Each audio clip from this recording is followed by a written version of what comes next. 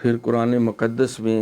حضور علیہ الصلوۃ والسلام کو اللہ نے ایک اور حکم دیا کہ تو اپنی امت کو کہہ دے،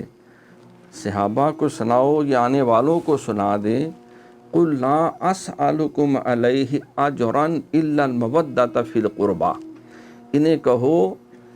کہ میں تم سے کوئی سوال نہیں کرتا، کوئی معاوضہ نہیں مانگتا اس بات پہ کہ میں نے تمہیں اللہ رب العالمین کا دین دیا، میری وجہ سے، میرے سبب سے تمہیں ایمان کی دولت ملی، ہدایت ملی، قرآن ملا، رمضان ملا، عیدین ملی، تمہاری بخشش کے سامان ہوئے، تمہارے گھروں سے، معاشرے سے، ماحول سے ظلم اور بربریت ختم ہوئی، کفر اور شرک کی موت واقع ہوئی، میرے سبب سے اللہ تعالیٰ نے تمہارے سینوں کو نور ایمان سے روشن کیا، تمہاری بخشش کا سامان ہوا، اور تمہارے اس مشن کو پورا کرنے کے لیے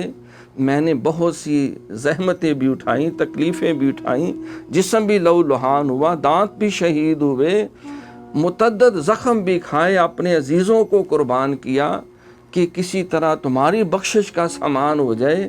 تو اے امت محمدیہ، اپنے نبی سے تم محبت کرتے ہو، پیار کرتے ہو،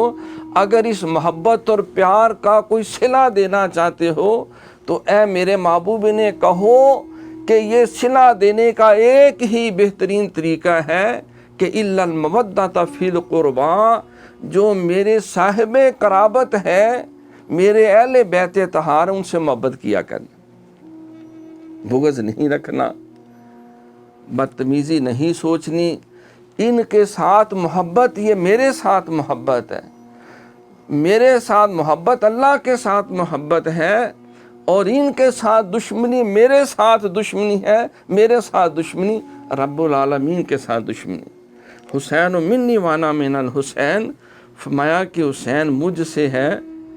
اور میں حسین سے ہوں۔